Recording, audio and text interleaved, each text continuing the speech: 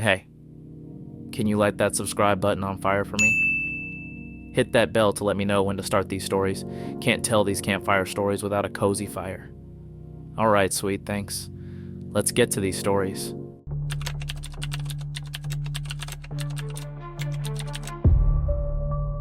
The town of Haverford had always been quiet, a sleepy little dot on the map, where nothing much happened. But every autumn, a peculiar buzz filled the air as the anniversary of the forgotten carnival approached. People whispered about it in hushed tones.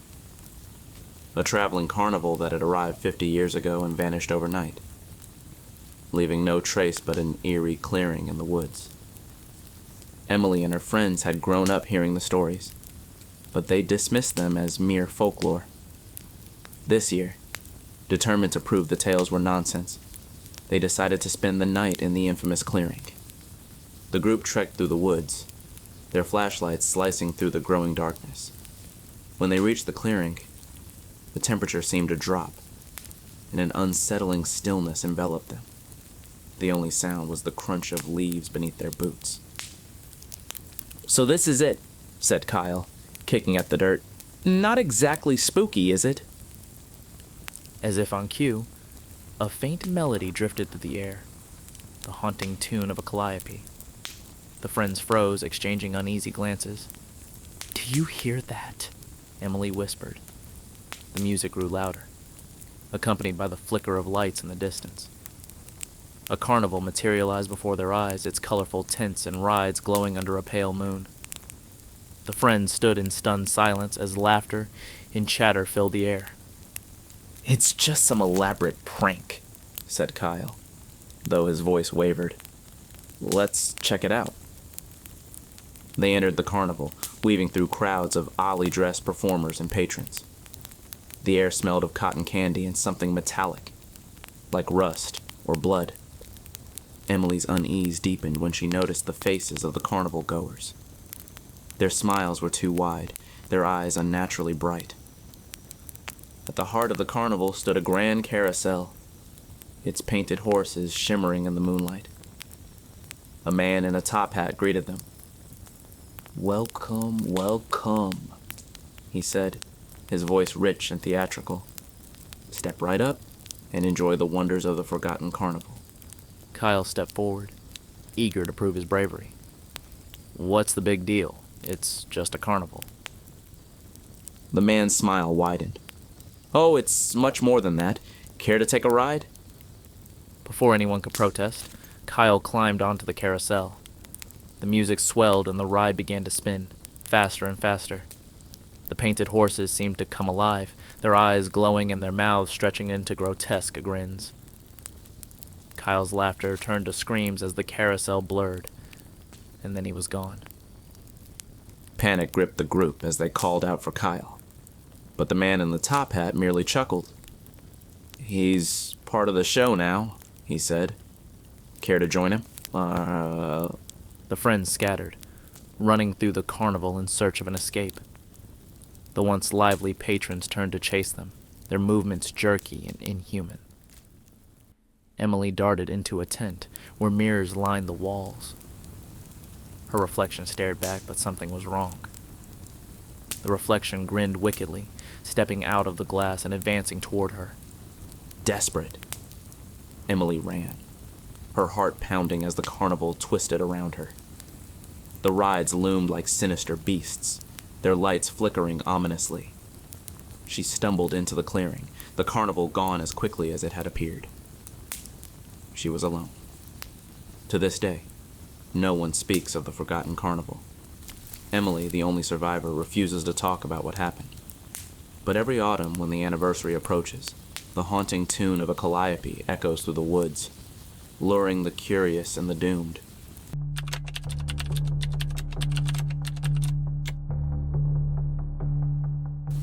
The house on Sycamore Street had been abandoned for decades, its windows boarded up, and its yard overgrown with weeds. Locals called it the Hollow House, claiming it was more than just empty. It was alive, feeding on those foolish enough to enter. When Sam and his friends dared each other to spend the night inside, It seemed like a harmless thrill. Armed with flashlights and sleeping bags, they pried open a loose board and stepped into the darkness. The air inside was stifling, heavy with the scent of mildew and decay. Their footsteps echoed unnaturally, as though the house were amplifying every sound. "It's just an old house," Sam said, though his voice betrayed his unease. They settled in the living room, surrounded by broken furniture and peeling wallpaper. As the hours passed, strange noises began to fill the air. Soft whispers, faint laughter, the creak of footsteps on the floor above. "It's just the wind," said Lisa, clutching her flashlight tightly. But then the whispers grew louder, distinct voices calling their names. The group huddled together, their fear mounting as shadows danced on the walls. Sam shone his flashlight toward the staircase, and his breath caught. A figure stood at the top of the stairs, its form barely human. Its limbs were too long, its head tilted at an unnatural angle. "We need to leave," Sam said, but the front door was gone, replaced by a solid wall. Panic set in as the house seemed to shift around them, its walls closing in. One by one, the friends were separated, the house swallowing them whole. Sam found himself in a narrow hallway, the walls pulsating like a living organism. A door creaked open, revealing a room filled with mirrors. His reflection stared back, but it didn't move when he did. The reflection smiled, its eyes glowing red. Sam turned to run, but the mirrors shattered, and the shards flew toward him like blades. He screamed as darkness enveloped him. By morning, the house was silent, its facade as lifeless as ever. The friends were never seen again, their belongings left behind as the only sign they had entered. The hollow house remains, waiting for its next victims, its hunger insatiable.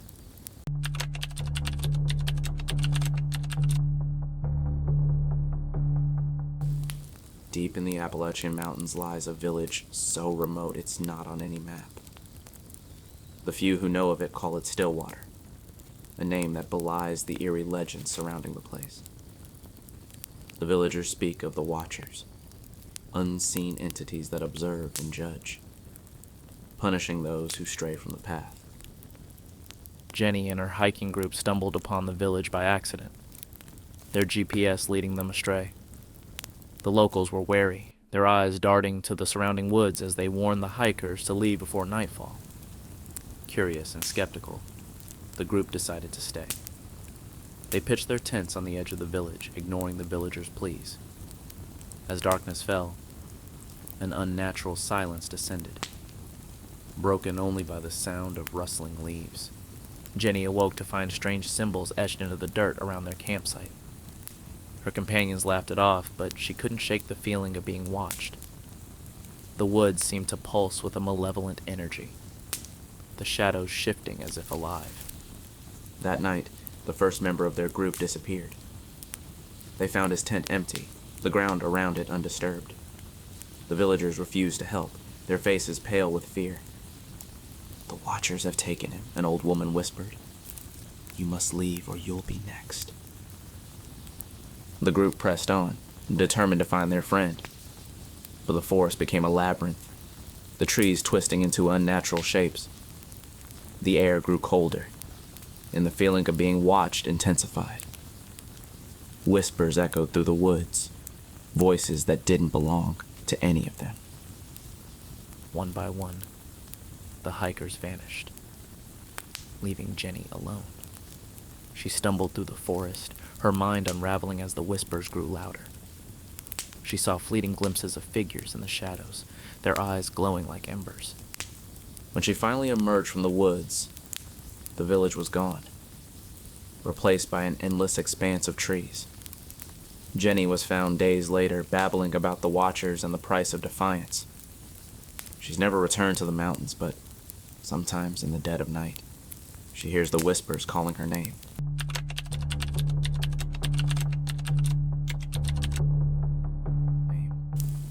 It was a crisp autumn night when our group of friends huddled around the fire.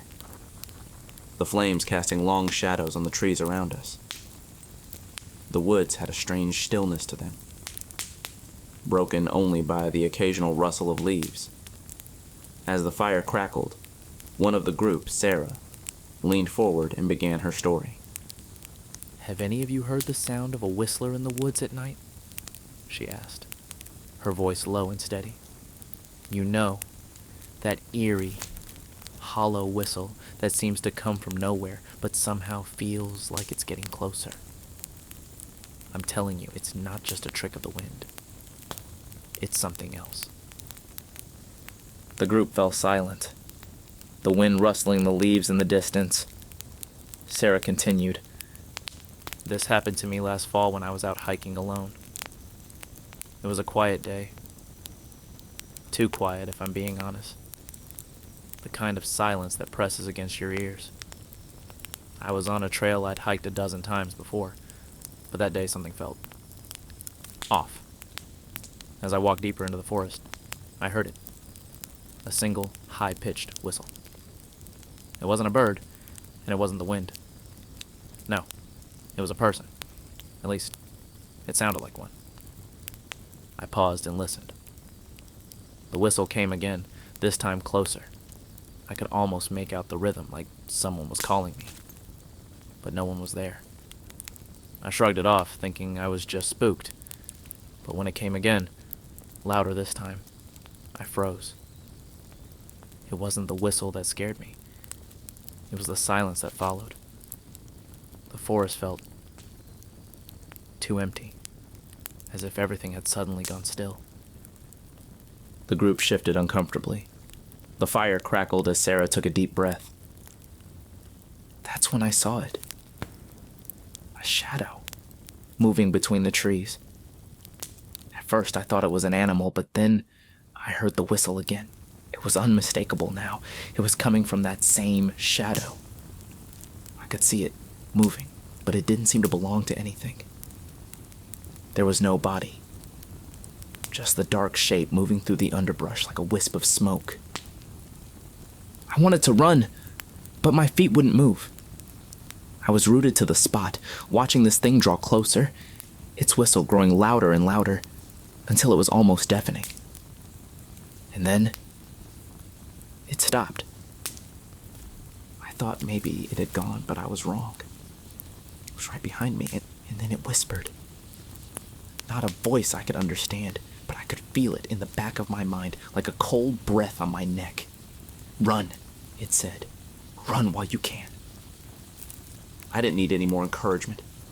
I turned and sprinted back down the trail, not looking back until I reached the car. That's when I heard it one last time. A long, drawn-out whistle that echoed through the trees. When I finally got home, I thought I'd never return to those woods. But a week later, I learned the truth. That whistle, it wasn't just a sound, it was a warning. A warning that the thing in the woods was hunting me. And it never left. It's still out there waiting for the right moment to call again, so remember this if you ever hear it. Don't stop, don't look back, just run. The fire popped and everyone went quiet, glancing nervously toward the dark woods beyond the campsite. The wind picked up, carrying with it a strange, distant whistle.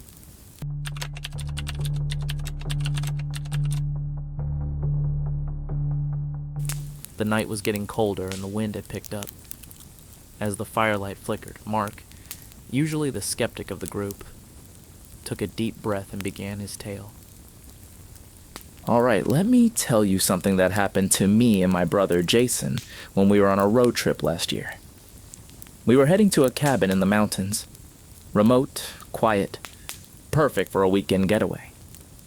But things took a turn, and I still can't explain it." Mark paused, letting the words sink in before continuing. "We were driving down an old highway, one of those back roads that doesn't even show up on most maps. It was getting dark, and we were running out of gas, so we decided to pull off onto a small road we saw to find a gas station. But as we drove down it, I started to feel weird. Something wasn't right. At first, it was just the trees. They were thicker here, darker. The road seemed to go on longer than I expected. But then, I saw something ahead. A sign. It was old and weathered, the kind you barely notice when you're speeding by. It said, "Welcome to Sorrow's End." I laughed it off, thinking it was just some creepy name someone had put up for fun, but Jason wasn't laughing. He said he felt something was off. I didn't pay much attention, but I guess I should have. We kept driving, and the road started winding, almost unnaturally so. We passed the same trees again and again, as if we weren't getting anywhere. The car's headlights began flickering. Jason turned to me, his face pale. "Mark, we've been on this road for hours. This isn't right." I couldn't argue. He was right. We'd passed that same hill 4 times now. The same worn-down barn, the same broken fence. But the worst part? I swear, I saw faces in the windows of the barn. Pale faces staring out at us. We tried turning around, but no matter which way we went, we always ended up at that damn sign again. Sorrow's End. We were trapped. Finally, Jason got out of the car. Said he was going to walk to the nearest town. I tried to stop him, but he wouldn't listen. I watched him walk into the trees, and that's when I saw it. A shadow, following him. I called out, but he didn't turn around. Then, the engine started sputtering. I had to get out of the car. When I did, the road was gone. In its place was nothing but an endless field of tall grass, and in the distance, I saw Jason, walking toward the barn. I never saw him again, and I haven't driven that road since. If you ever come across Sorrow's End, don't stop. Don't even look at it. Because once you do, you might not ever leave.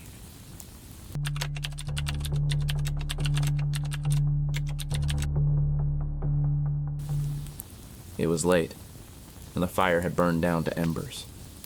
The air was thick with tension, and Lily, the last storyteller of the night, began speaking softly. This story is one my grandmother used to tell me.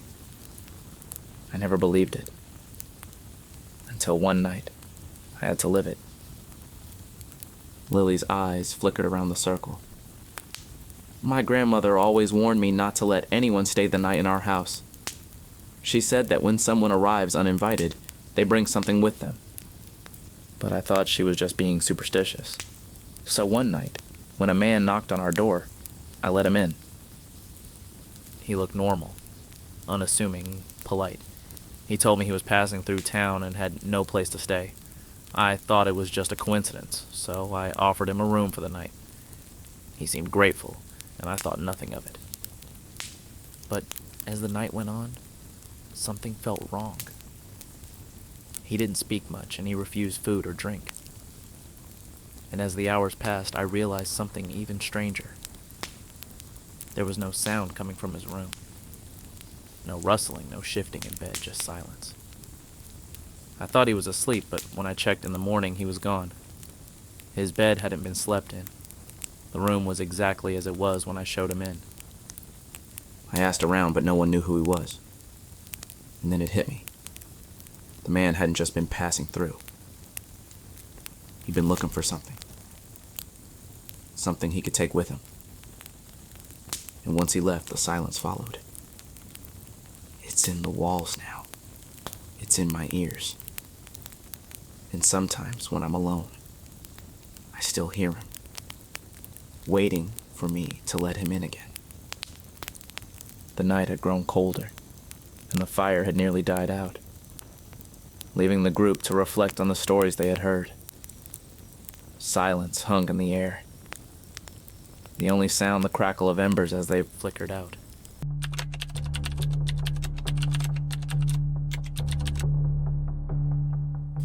It was late in the evening when the campfire flickered low, casting long shadows around the group. Everyone sat back, listening as Kevin, the storyteller, cleared his throat and began his tale. I'm not sure if any of you believe in the supernatural, but after what happened to me, I'm not so sure myself. It all started when I moved into an old apartment in the city.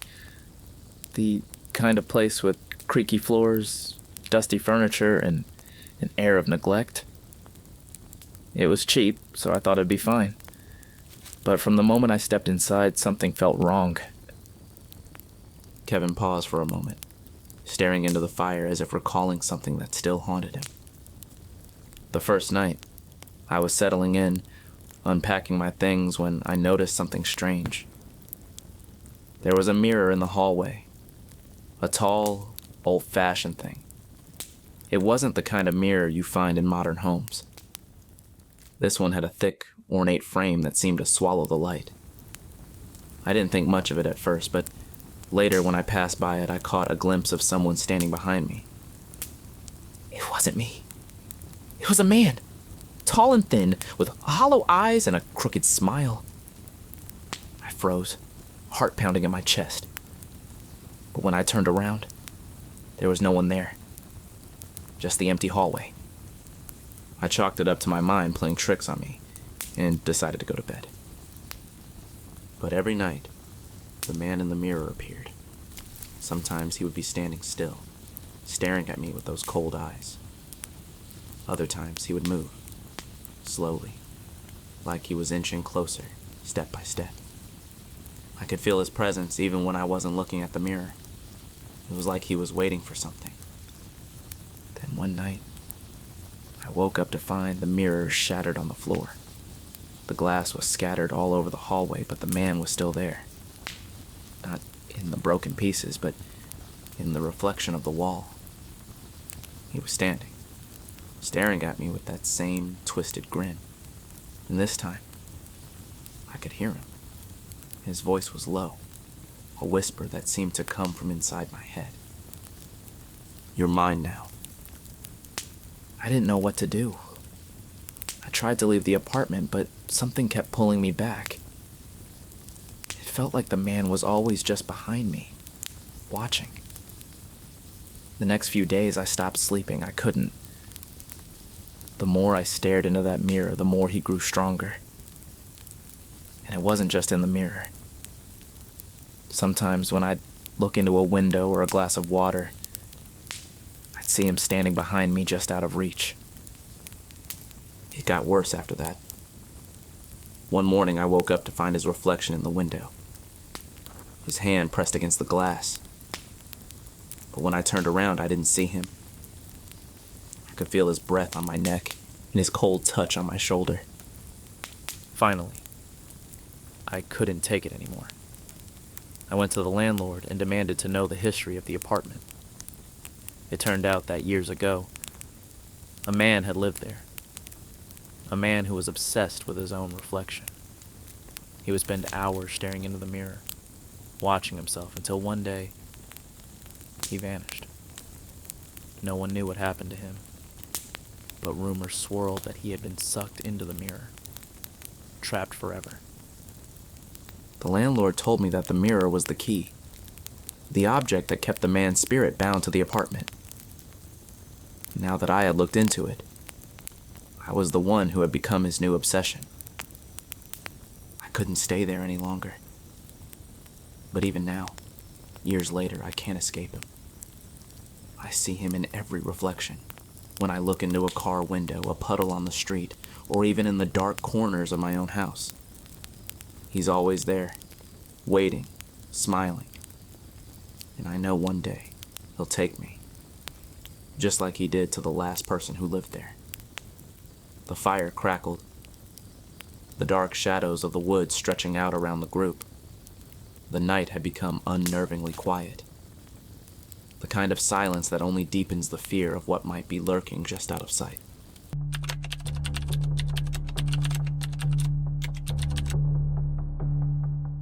As the firelight danced in the night, Emma, the youngest in the group, shifted nervously. Her voice was soft but steady as she began her story. When I was a kid, my family used to take road trips to this remote cabin in the mountains. It was isolated, No neighbors for miles, just forest and wildlife. We went there every summer, and at first it was peaceful. But something happened one night that changed everything. We were staying there during one of those strange summers when the sun barely set. My parents were asleep, and I was up late, reading in the living room. I heard a knock on the door. At first I thought it was the wind, but it came again, a sharp, deliberate knock. I wasn't supposed to answer the door when my parents weren't awake, but something about the knock felt urgent.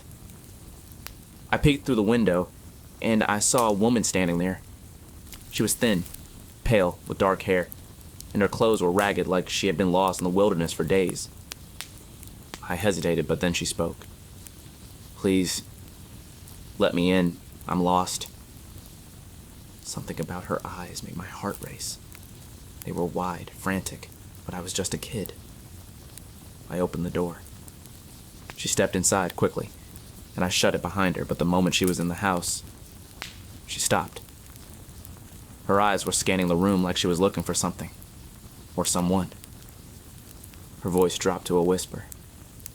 "They're coming. You have to hide." I asked her who she meant, but she didn't answer. Instead, she walked to the hallway and stood in front of the guest room door, her eyes fixed on it. I heard a sound then. Footsteps, slow, deliberate, echoing in the silence of the house. I froze, my heart hammering in my chest. Suddenly, the door to the guest room swung open, and there stood a man. Tall, thin, with hollow eyes. He didn't speak, just stared at us, his mouth twitching into something like a smile. "They found us," the woman whispered. "We can't escape them." Before I could ask anything else, the man lunged toward her. She screamed as he grabbed her, but his hand passed straight through her like she wasn't even there. Then, just as quickly as they had appeared, they vanished, disappeared into thin air. I was left standing there alone in the dark, terrified. I don't know how long I stood there, but when I finally mustered the courage to wake my parents, they found nothing. No trace of the woman or the man, just the same empty cabin. I never told anyone about that night, and I never went back to that cabin again. But years later, I learned the truth. The cabin wasn't abandoned. It had been owned by a family who vanished years before we started coming. And the woman, she wasn't lost. She was one of the forgotten ones. Those who had once lived there but were trapped in the house. Lost to the spirits that still wandered through the halls waiting for someone to let them in. A chill swept over the campfire as Emma finished her story. The fire popping and crackling in the sudden stillness.